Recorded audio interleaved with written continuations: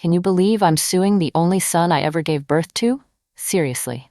It all started at his wedding, where they treated me like I was a literal ghost. The worst part? The tray of cinnamon rolls I baked for hours with all my heart, they tossed it straight into the garbage. They didn't just want the $5 million estate, they hired a shrink to declare me mentally unfit, to strip me of my dignity. But here's what they didn't know. My late husband, Paul, left a cold warning inside an old metal box in the attic. Never, ever sign the blue note.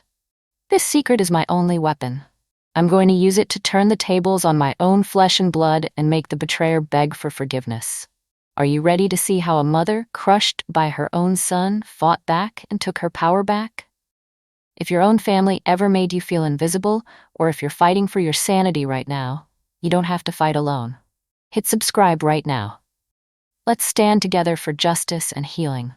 Do you stand with Margaret to reclaim her dignity? Comment, "Don't sign" right now to let her know she's not alone in this fight. Ellen, my lawyer, just stared at me. Her eyes held this mix of sympathy and sheer torment. The room was so quiet I could hear my heart practically beating out of my chest. I gripped the cold, hard edge of the table. That sterile smell of office paper was overwhelming. It even masked my perfume.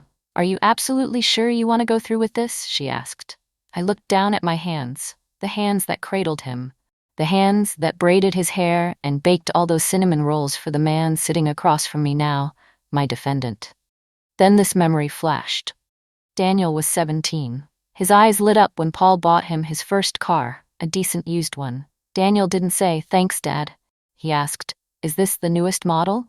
Back then, I just thought he was an excited kid. Now looking back, that was the first red flag of a soul craving only the best, the most expensive. A greed our love somehow enabled.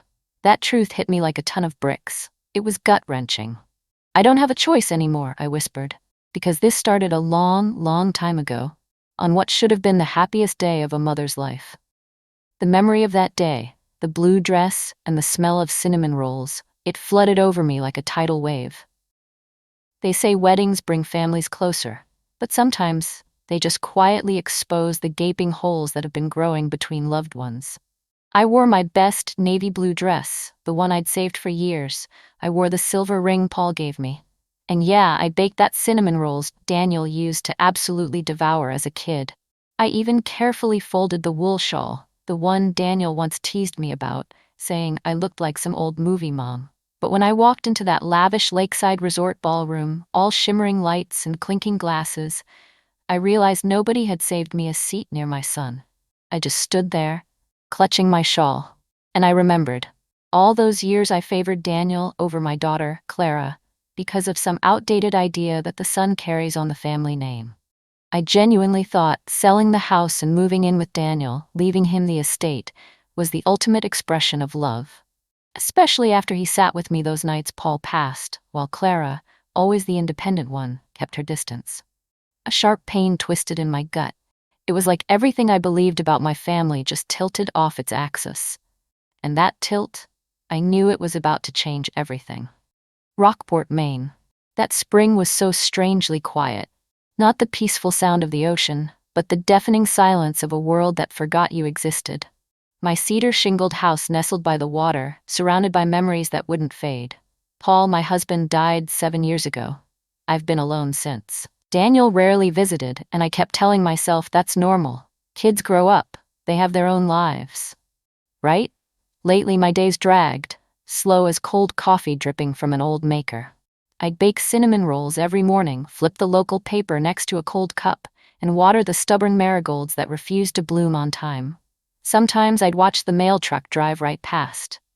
I wondered if it stopped for anyone else on this lonely road. Anyone checking their mailbox, pretending not to expect anything, but secretly hoping. 2 weeks earlier, Daniel called. His voice was rushed, excited, but totally manic. Said he was getting married to Sophie. I asked about the wedding plans. He rattled off something about simple but chic. Then his voice dropped, like he was talking to someone else in the room. He didn't ask my opinion. He didn't check my calendar. I offered to help, maybe bring my famous cinnamon rolls for the rehearsal dinner. He laughed. It was that polite, distant laugh. That's sweet, Mom, but everything's handled. I hung up and just stared at the phone. Something caught in my throat. A silent, wordless grief. Like I'd just been demoted to an audience member in a story I thought I was still starring in. But I chose hope. I picked the blue dress, scrubbed the porch, even mended the shawl. Deep down, I prayed this wedding would somehow pull us back together. You know, the worst heartbreaks aren't loud. They don't come from shouting or slamming doors. They come from the silence, from the subtle, razor-sharp brush-offs that make you ask, when did I stop being needed? The wedding was 2 hours from Rockport at this fancy lakeside lodge, shiny oak floors, soaring windows overlooking the placid water. Daniel said it was Sophie's idea, modern but timeless. I arrived early, out of habit.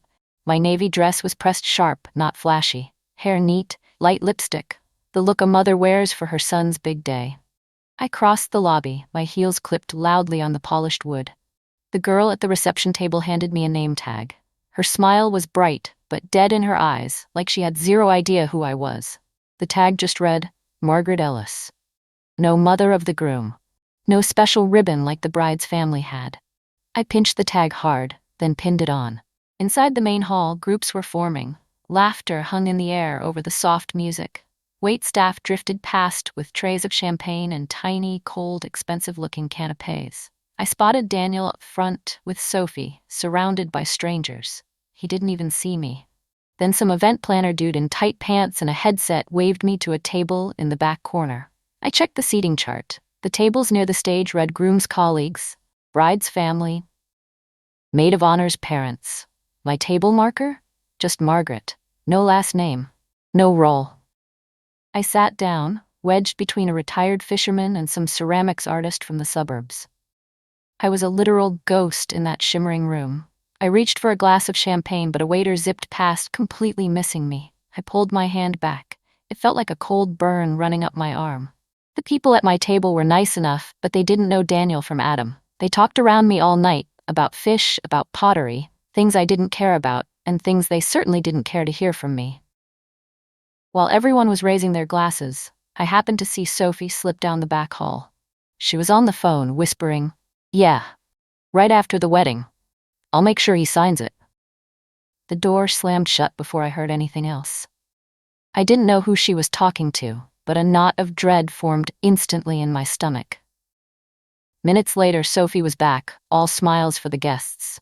But when her eyes slid over me, her smile vanished. It was ice-cold and calculating. A silent warning. I was just an obstacle they needed to clear. During the toasts, the mic went from Sophie's dad to her brother, then some college friend. I clutched my napkin, the short speech I'd prepped still folded tight in my purse. No one called my name. I watched Sophie accept the cinnamon rolls I brought. She gave this fake, strained smile, then shoved it onto a side table where no one would touch it. I kept gripping that napkin, waiting. Nobody mentioned me.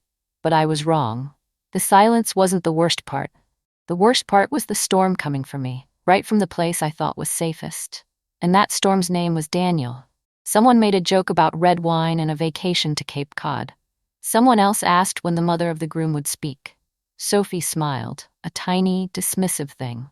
Said, maybe later, then instantly changed the subject. Dinner was served in this strange, quiet atmosphere. I chose the fish. It was dry as cardboard. The dinner roll sat on my plate, untouched. Nobody at my table finished their meal. Dessert looked fancy, some kind of apple tart, but it tasted bitter, not sweet. Daniel didn't come to my table, not once. He danced with Sophie, then her mom, then some distant relative. I saw his phone sitting forgotten on a side table while they took photos. The screen lit up with an email from Sophie. Remind him to handle mom's assets before she changes her mind. Short, cold, like a corporate memo. I waited. I adjusted the hem of my blue dress 3 times. I smiled twice at the photographer who walked right by without snapping a single photo of me. By the end, I was sitting alone at the rental table, cold plates and a slow trickle of departing guests around me. I folded my napkin and slowly pushed it under my wine glass. Nobody said goodbye. Nobody even noticed I left. A week after the wedding, Daniel finally called. Said he wanted to have dinner. Just the 2 of us. Sophie would be out with friends. His voice sounded cheerful, but it felt forced, like he was counting every syllable. I told him I'd come. That night, I wore the wool shawl I'd worn the day I brought him home from the hospital, still soft around my wrists. I baked another cinnamon rolls and wrapped it tight in foil. The drive to his place was quiet. The street was stark. The sky that heavy gray that makes you think winter refuses to leave, even when the calendar says spring. Daniel's new house was in a neat suburb outside Boston. Red brick walls, perfectly trimmed hedges. The kind of place with matching porch lights and a doorbell camera. He opened the door, a quick, polite smile. The hug was brief. Our shoulders barely touched. He pointed to the kitchen. But there was no dinner. On the table, settings for two, an open bottle of wine, and a neat stack of papers sitting right next to a small salad plate. The documents were clipped, labeled. A black fountain pen lay diagonally across the top page. Daniel poured me some wine. He asked about the drive, complimented the cinnamon rolls. His voice was flat, like he was reading a rehearsed speech, not his own words. Then he pointed to the stack. Said it was just for peace of mind, in case anything happened to me. He said Sophie suggested they move in with me to take care of Mom. But I knew the subtext. They wanted control of my assets, to make things easier for them. He insisted it was just a standard financial power of attorney. Everyone does it. He spoke those words like a robot reading a weather report. Distant, transactional, zero emotion. I nodded, reaching for the papers. The legal jargon was dense, but the meaning hit me like a splash of cold water. Full control of assets, real estate, immediate access, no expiration. No words like son or family. Just representative, authorize, control. He smiled, told me not to rush, but the pen was uncapped and ready. I noticed the plates were empty. No smell of cooking, just wine, papers, and a silent demand hidden under a thin veil of friendliness. A day later, I got a handwritten letter from Clara, sent from her little bookstore in Portland. She just wrote that she hoped I was happy and healthy. She didn't care about the money or assets, only my well-being. Simple, sincere words, with a pressed marigold tucked inside, reminding me of afternoons she helped me water the garden. I put the papers down. Told him I needed to take them home and review them. He nodded once, reached for his wine, his eyes flicking from the pen back to me. He didn't object. He didn't have to. His silence spoke volumes. After that, we made small talk. The weather, the new neighbors, some TV show I didn't watch. When I finally got up to leave, he walked me out, giving me an even lighter hug than the first one. I didn't rush to start the engine. I sat there, hands on my lap. The cinnamon rolls, still wrapped tight in foil, sat untouched on the passenger seat. The porch light clicked off behind me after a minute. Motion sensor. Efficient. Automatic. Just like the entire dinner had been. Back home, I didn't even bother taking off my shoes. I sat on the edge of the armchair, my jacket half zipped, my hands heavy in my lap. The house was silent, suffocatingly quiet. Even the sound of the ocean seemed to pause. The kitchen clock stopped ticking for 1 second. I wasn't sure I was breathing. Finally, I got up. I walked toward the stairs leading to the attic. My knees ached with every step. The air up there was freezing, the kind of cold that sinks deep into old wood. In the far corner, behind some boxes, was an old wooden trunk, tucked under a shelf of tools. I had to kneel, my knees scraping the dusty floor just to reach it. Inside the trunk was a small metal box. Paul's. He told me years ago, if anything ever happens, you'll find what you need in here. I never had a reason to check. Until tonight. A gut feeling told me now was the time. The lid squeaked open. Everything inside was meticulously organized, Paul's way. Cautious, neat. My hands were shaking as I reached for the first folder. And that's when I heard it. The cold, sharp sound of a key in the front door lock, downstairs. I froze. Daniel's voice rang out. Mom, I forgot some stuff. My heart stopped. He was right below me. My hand went ice cold as I slammed the metal box shut, trying not to breathe. That dusty, musty smell stung my nose, but I couldn't risk a cough. If he sees this box, our relationship is over. That thought flashed, bitter and painful. Or maybe it was already over. If he just takes one step up here. I pressed myself against the wall, listening to Daniel's slow footsteps on the stairs. Each one felt like a knife blade digging into my chest. Would he stop at the attic stairs? Thank God, his footsteps faded. The front door slammed shut. Daniel was gone. I let out a huge breath, but the cold dread lingered. Time was running out. Once I was sure he'd left, I opened the box again. clipped files, clear labels. At the very bottom, a letter addressed to me in his handwriting. My chest instantly tightened. The note was short, just a paragraph, Paul's way. He wrote that he knew I'd never ask for help, no matter how bad things got. He set everything up so I would never be stuck or dependent. He warned me not to tell Daniel, not because he didn't love him, but because he understood how the world works. Money changes people, or sometimes it just rips off the mask. In those files, 2 accounts in my name, a whole investment portfolio I never knew existed. We're talking early Nvidia stock, Google shares, and an initial investment in a tiny AI startup. Paul, the visionary engineer, got in on. His patience paid off. That little startup became a tech giant. Plus regular payouts from some random Maine real estate he secretly owned a piece of. Total, over $5 million. I stared at the number, slammed the folder shut, opened it again, sure I'd read it wrong. The shock quickly became laser focus. Paul's safeguard was brilliant. To prevent coercion, the entire estate would automatically dump into a charity if I didn't provide my independent confirmation signature. Within 30 days of opening the box, he knew I might hesitate, so he created a deadline. My first real lesson in protecting my own assets, taught by a dead man. Time was ticking. I didn't cry. No relief either. Just this massive, crushing weight. I sat there, knees cold on the attic floor. Paul didn't just leave money, he left trust, foresight, and quiet protection I never knew I needed until that moment. He saw what I didn't. He left me the one thing I needed most, not security, but agency. I closed the box, locked it, and stood up slow. My joints screamed. Downstairs, I shut off every light except the kitchen bulb. I sat at the table with a blank notebook and Daniel's papers. I started writing, not what he wanted, but what I needed to say. 2 days later, I was having my morning cereal, still in my slippers. Phone rang. I picked up on the second ring. Daniel's voice was too smooth, too cautious. He asked how I was. Had I looked at the papers? I said yes, keeping my voice dead steady. He paused, then said no rush, but I needed to get things settled, just in case.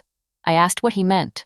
He started rambling about planning, about being practical, about protecting me, but he was circling. He told me a story about a woman who lost her money because she wasn't prepared.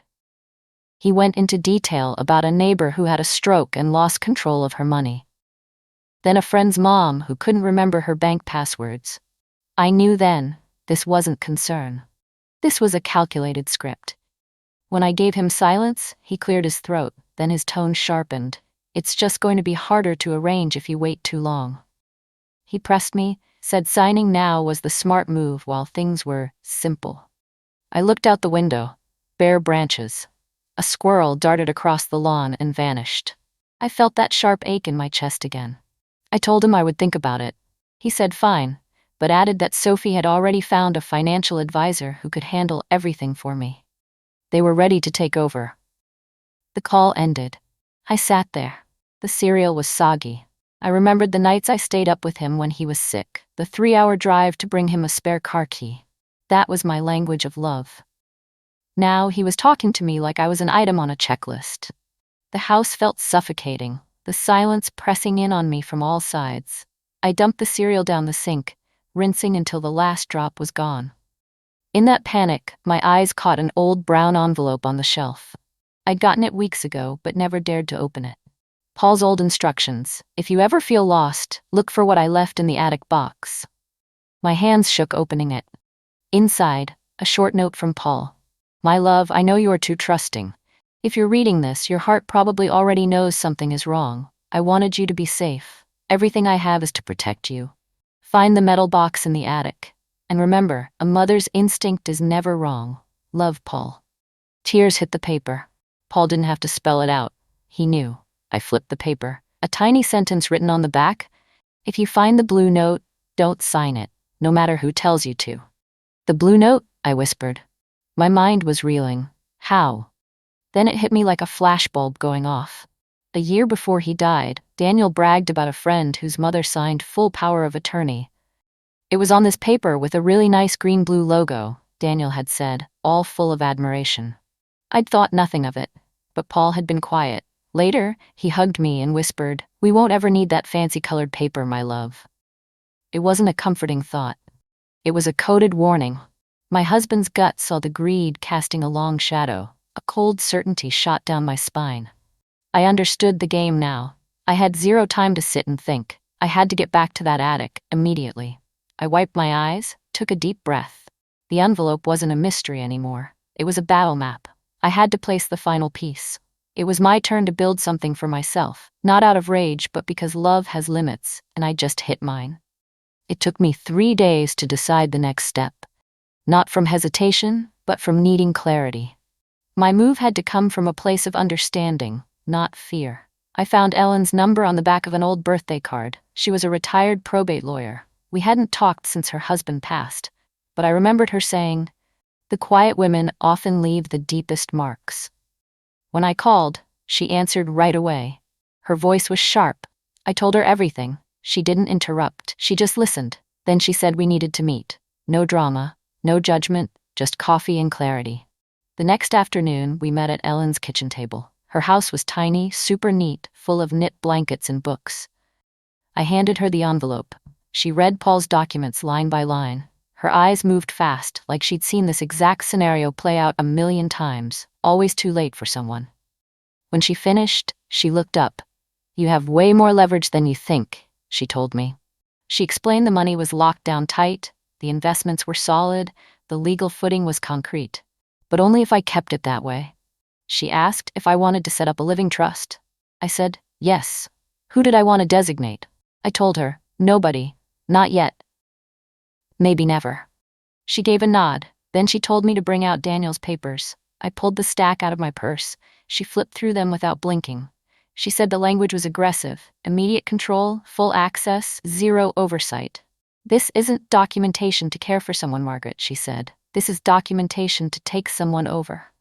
We rewrote everything. We shifted the accounts into a separate, private trust, completely under my name. We locked it down with conditions nobody, especially not Daniel, could ever bypass. Ellen added a tough medical clause, requiring 2 independent doctors to confirm my incapacity before any powers could be transferred. Then she handed me the pen. I signed slow, careful, not out of fear, but because it felt like I was finally drawing the boundary I should have drawn years ago. That simple stroke of ink said it all. I am not invisible. I am not a tool. I will not be managed. When it was done, Ellen slipped everything into a thick binder. She told me to keep it somewhere secure but discreet. I tucked it in the kitchen cabinet corner, behind the dishwasher detergent no one ever uses. Driving home, the air felt different, brighter, sharper. Not relief, but absolute clarity. It was like I could finally see the true shape of my own life without squinting. For the first time in forever, I wasn't just the forgotten mom. I was a woman with agency and choice. Then Daniel texted, said he wanted to try again. A real dinner, just us, no papers, no pressure. I waited a few hours, then replied with one word, fine. I didn't tell him I wasn't going alone. Ellen met me down the street. She parked across the way. The plan was for her to stay put, watching, ready to walk in if I gave the signal. I wasn't nervous anymore. I'd learned how to be still without being weak. Daniel opened the door. The smile was warm, relaxed. He was in a shirt and socks, no shoes, like he wanted to remind me of the little boy who used to run barefoot down the hall. The kitchen smelled amazing, herbs and roasted potatoes. Real food this time, or at least it looked like it. We sat down, making small talk. He asked if I'd been reading anything interesting. I mentioned a library mystery novel. He nodded, but didn't ask about the book. His eyes kept flicking to the side table. Another stack of papers was waiting there, neat and clipped. Different from last time, but definitely not a stranger. Finally, he reached for his stack. His voice was slow, cautious. He said he'd talked to a friend in elder law who suggested a simpler, non-binding, temporary agreement to smooth things over. He pushed the papers towards me. I didn't touch them. Instead, I calmly placed my folded document right on top of his. I didn't say anything. The only sound was paper meeting paper. I took a slow sip of water.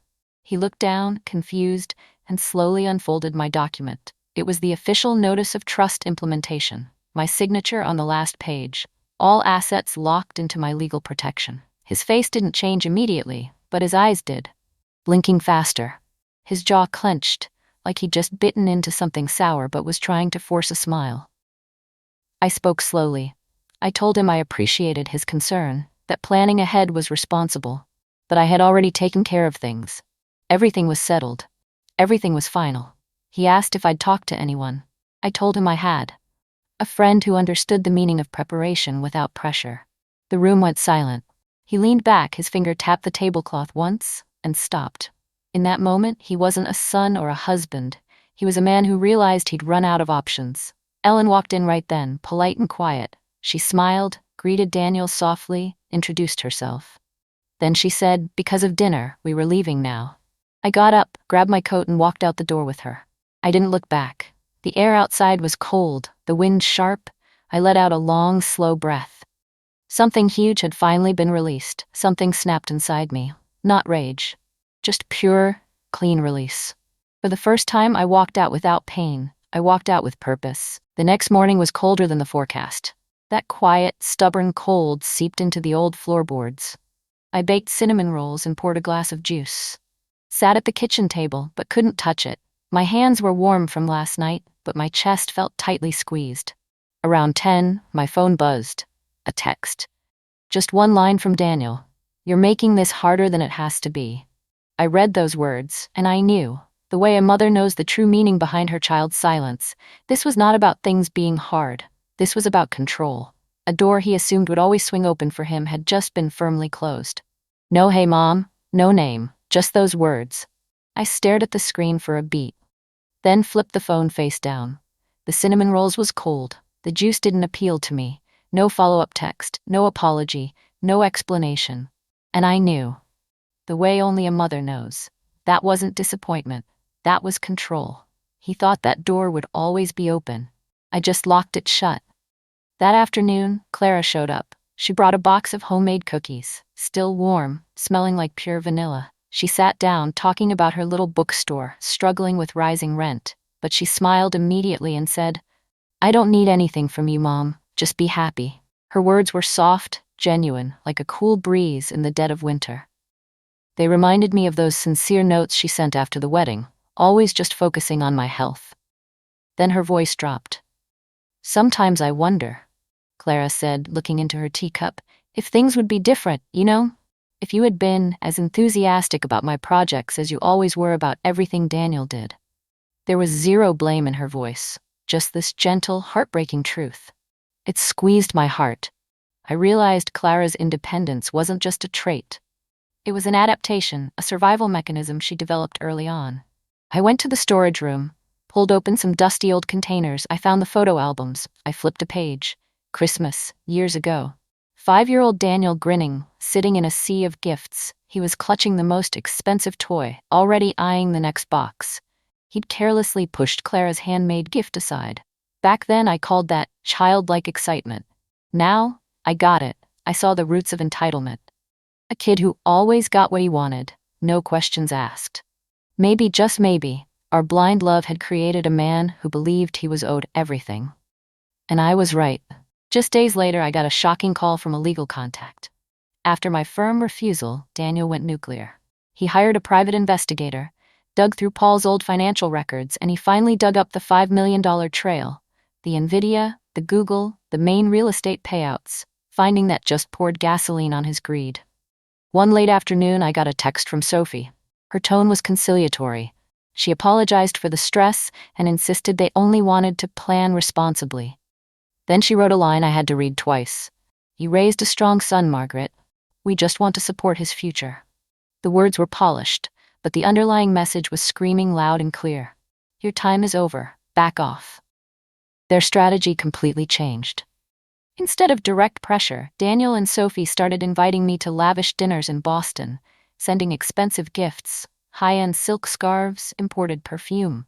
But every time I refused to sign that power of attorney, the mask dropped. They started bad-mouthing me to relatives, claiming I was selfish, hoarding assets without caring about my son's future. And then, my deepest fear came true. Out of options, Daniel sued me in Maine court. He actually accused me of being manipulated by Clara into setting up the trust. He even hired a psychologist to question my mental fitness. But Ellen, my dedicated lawyer, shut him down cold. She presented Paul's notarized letter and will, along with the medical reports from 2 independent doctors. That file was a concrete wall of proof. I was the sole, sound-minded heir. The court dismissed his lawsuit in less than a week. But Ellen was right. A legal win is not the same as being safe. She gave me a chilling warning. A greedy person is most dangerous right after they lose. I couldn't help but shiver. Daniel, the boy I loved. What would he become when he was cornered? Did he ever have a single moment of clarity where he thought, am I really doing this for my family? Or just for me? Then let the greed swallow him whole anyway? Was I truly ready for that reckoning? I looked at the old picture of Clara and me laughing over a lavender cake. The court victory didn't silence the question twisting inside me. Did Clara know about the scheme? Was her silence not just independence, but a deliberate choice? Maybe she was still angry about those years I favored Daniel, or worse, maybe she thought I'd never believe a warning from the daughter I neglected. Then my gaze fell on Paul's silver ring, the one I'd never taken off since he died. A tiny scratch revealed the dull, dark metal underneath. My heart clenched. Not just my son's love, but my husband's last keepsake felt like a lie. Did Daniel swap it out ages ago? Or was Paul hiding secrets too? Later, Clara told me the crushing truth. The real pressure came from a lavish lifestyle Daniel and Sophie couldn't maintain. Sophie had boasted about my wealth to her family to boost their status. In a careless moment, she'd confessed to an aunt that it was debt from European vacations and a second apartment that fueled Daniel's desperate legal war. That bitter realization settled in. The whole thing was a calculated play rooted in greed and vanity. I was gutted by my son's public betrayal, but the legal win and Clara's honesty gave me solid ground. I stood by the window, staring out at the darkness. Winter was settling in over the rooftops. I didn't cry. I didn't pace. I stood still.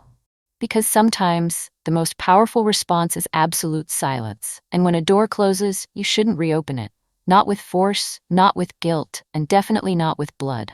The house was never loud, even when Paul was here. But after that final exchange with Daniel and the silence that followed, everything changed.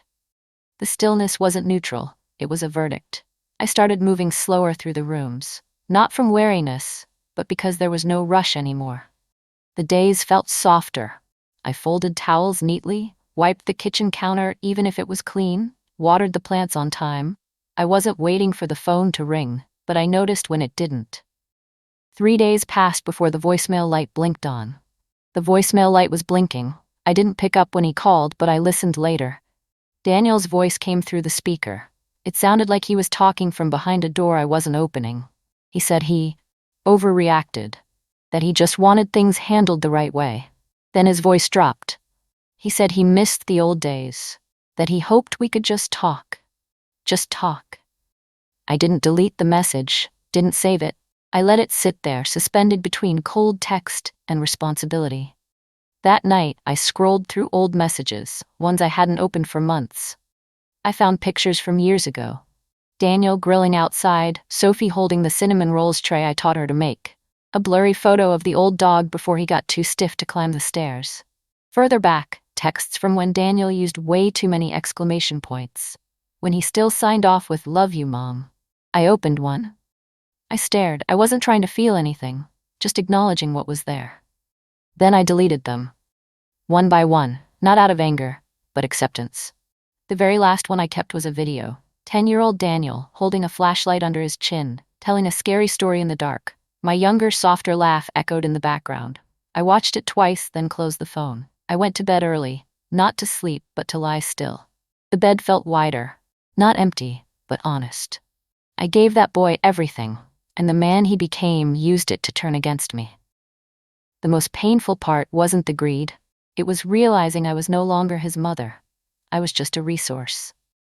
That's the pain no one warns you about. The pain that sounds like your own voice on an answering machine, with nothing to say back. I moved out at the end of February before the snow completely melted. The new house wasn't far, still near the harbor in Camden, Maine. But it was tucked away on a quieter, smaller street. It felt right, like a place waiting for someone who didn't need a guest room, just room to breathe. I didn't take much. Paul's picture, some ink-stained, handwritten recipe cards, a few boxes of books. Most mornings I walked to the community bookstore downtown. Not because I needed books, but because I loved the sound of pages turning nearby. I picked up a few shifts at the counter. just enough to keep my hands busy. That's where I met them, the women who came in every week. They arrived quiet, one by one. One afternoon while I was stocking shelves, a strange man walked in. His eyes scanned the room, then lingered on me. He pretended to look at a few books, then slipped away quietly. He left me with this deep knot of unease. My heart hammered. Was Daniel still not done? That moment was a sharp reminder. My peace was still fragile. That unease was what finally pushed me to find a real connection. When Faye asked if I wanted to help with the garden beds behind the bookstore, I said yes instantly. The ground was hard, packed tight after winter. We turned the soil, row by row, knees muddy, hands dirty, no small talk. Just the rhythm of women planting something that might bloom. We called it the Haven. Slowly I became part of this place. Lydia, the woman who painted, gave me a small canvas. It was a mother sitting by a window, lonely but with fierce resolve in her eyes. "I see you in this," she said softly. And Ruth, teaching me to knit, confessed, "Busy hands are the best medicine for a mending heart." Here we didn't have to explain our past. We gave each other strength just by showing up. From those small connections, a community formed. We started a book club, hosted weekly readings for isolated seniors. I didn't hesitate to share my brutal lesson, the importance of finding a trustworthy lawyer. One day, Clara visited. She brought homemade cookies, and just like always, she repeated, "I don't need anything, Mom. Just live well." Clara's sincerity and my new friends brought me the final clarity. I officially finalized my will, half the estate to Clara, the other half to the Paul's Haven charity, a foundation supporting isolated seniors with housing, and most importantly, digital literacy classes so they could never be exploited the way I almost was. At the Haven, what we shared wasn't pain, it was clarity. It was a new kind of belonging, not to each other but to the person each of us chose to become.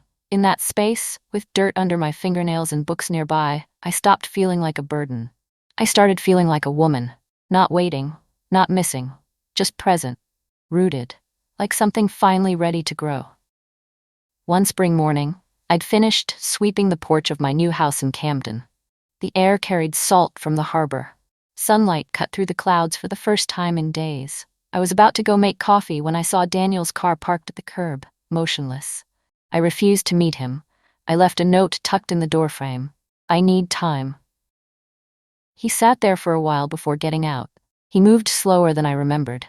The confidence in his step was gone, like a man who had thought too long through the night. He was wearing a gray hoodie, no folders, no pen, just a simple white envelope in his hand. He placed it carefully on the doorstep. Inside was a short apology letter, admitting greed had blinded him and that things hadn't worked out the way he planned. I didn't rush. I didn't pick it up yet. Clara called later, confirming the details. Sophie's family was questioning Daniel after the failed lawsuit.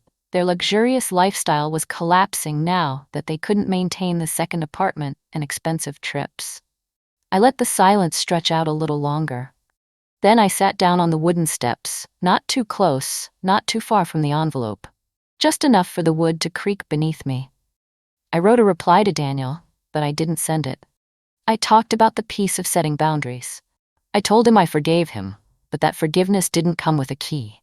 Some doors, once closed, take time to reopen, if they ever do. I remembered all the times Daniel had just nodded as a child, never arguing, and I wondered if any part of that boy was left in this man. The wind whistled through the porch railing. A bird hopped by the curb, ignoring me completely. He had gotten up, said, "Thank you, Mom," in the letter, left the envelope, and gotten back in his car. I didn't call out, didn't wave. I watched him drive away, and when the car disappeared around the corner, the silence hit heavy. No, I lied. There was a profound grief, a loss bigger than the $5 million I saved. I won the lawsuit, but I lost my son to the man he became. A sharp, painful contraction in my chest reminded me of the price of that victory. I took a deep breath, not to chase the pain away, but to learn how to live with it. And in that breath, I found my first real stillness, the kind of peace that knows you chose right, even when your heart is broken. Because sometimes the first step toward coming back is learning how to sit still without being pulled down. The first snow came early that year, thin and light, like it wasn't sure it wanted to stay. I watched it through the kitchen window, the way I used to watch Daniel wait for the bus. The world paused. Not empty, just quiet. I lit the fire, sat with a blanket, hugging a warm mug. Not sad, not happy. Just a peace I hadn't known in years. Peace doesn't come from fixing everything. It comes from knowing you don't have to fix anything anymore. To close that old journey, I wrote one last letter. Not to Daniel. Not to Paul. But to the woman I used to be. The one who thought love meant always saying yes. I wrote gently, telling her she was allowed to stop carrying the burden alone, that she could finally sit down. The weight had been carried far enough. I folded the letter, tucked it into a book I wouldn't finish. Some stories don't need an ending, they just need releasing. That release opened a new beginning. I attended the opening of the community center funded by Paul's Haven. I watched an elderly woman learn to use a banking app on a tablet. Her eyes shone with joy and autonomy, a mirror image of my own journey. Clara called, her voice cheerful, talking about her bookstore finally steady. Her wish for me was still the same. Just be happy, Mom. That evening, I baked a lavender cake, just one layer, just for me. I put a candle in the middle, no singing, no applause. In the flickering firelight, I finalized the will, half the estate to Clara, the other half to Paul's Haven. I closed my eyes and made one wish that wasn't for anyone else. It was for my stillness, for my beginning, for a life that didn't need to prove anything anymore. I opened my eyes and blew out the candle. The room wasn't quiet, it was a silence I had earned. The next day, I left my journal at the community bookstore. On the first page, I wrote one line: "Your story deserves to be heard." The journey of finding myself doesn't end here, it's just starting. And this time I walk alone, but I am not lonely, because I have found the most enduring companion, myself. The stillness Margaret found didn't come from the legal win, but from the moment she realized her dignity could not be bought.